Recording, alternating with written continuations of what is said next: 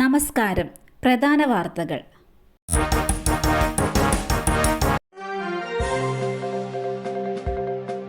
Kozhikode medical കോളേജിൽ bomb ഭീഷണി. പ്രിൻസിപ്പലിന് ഇമെയിലായിട്ടാണ് സന്ദേശം എത്തിയത്. OPയിൽ പോലീസ് പരിശോധന നടത്തിക്കൊണ്ടിരിക്കുകയാണ്. ഇന്ന് രാവിലെ 10 മണിയോടെയാണ് ഭീഷണി സന്ദേശം എത്തിയത്. മെഡിക്കൽ കോളേജ് പരിസരത്ത് ബോംബ് വെച്ചിട്ടുണ്ടെന്നായിരുന്നു സന്ദേശത്തിന്റെ ഉള്ളടക്കം. ബോംബ് സ്ക്വാഡും പോലീസും സ്ഥലത്തെത്തി പരിശോധന നടത്തിക്കൊണ്ടിരിക്കുകയാണ്. CPMന് പിന്നാലെ ടേം വ്യവസ്ഥയിൽ ഇളവിന് CPIയും 4 മന്ത്രിമാരും ഇത്തവണ മത്സരരംഗത്തുണ്ടാകും.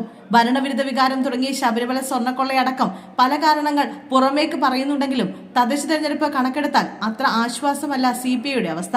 സീറ്റിലും വോട്ടിലും വിട്ടുവീഴ്ച പറ്റില്ല. കടുംപിടുത്തങ്ങളിൽ പക്ഷേ വിട്ടുവീഴ്ചയില്ലാതെ മുന്നോട്ടു പോകാനുമാകില്ല. തദ്ദേശം കഴിഞ്ഞ് മത്സരം നിയമസഭയിലേക്കെങ്കിൽ പരമാവധി സീറ്റ്. തുടർച്ചയായി മത്സരിച്ചവർ മാറി നിൽക്കുന്ന പതിവ് ആവർത്തിക്കേണ്ടതില്ല എന്നാണ് തീരുമാനം. ഹരിപ്പാട് കുഞ്ഞിന്റെ പേടി മാറ്റാൻ എന്ന പേരിൽ 6 മാസം പ്രായമുള്ള കുഞ്ഞുമായി ആനക്കരികിൽ പാപ്പാൻ സാഹസം നടത്തിയ സംഭവത്തിൽ സ്വമേധയാ കേസെടുത്ത് ഹരിപ്പാട് പോലീസ്. ദേവസ്വം പാപ്പാൻ ജിതിൻ രാജിനെ പോലീസ് കസ്റ്റഡിയിലെടുത്തു. മൃഗങ്ങളെ ഉപയോഗിച്ചുള്ള ആക്രമണം, ജീവഹാനിക്കിടയാക്കുന്ന പ്രവർത്തനം എന്നീ വകുപ്പുകൾ ചേർത്താണ് കേസ്.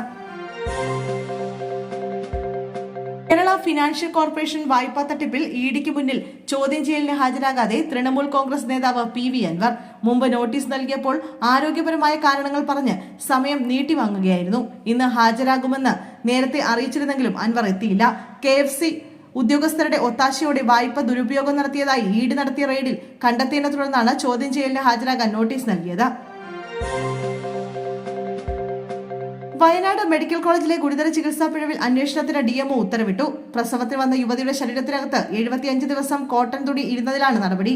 ഒക്ടോബറിൽ പ്രസവത്തിനെത്തിയ 21-കാരിയുടെ ചികിത്സയിലാണ് ഗുരുതര വീഴ്ച ഉണ്ടായത്.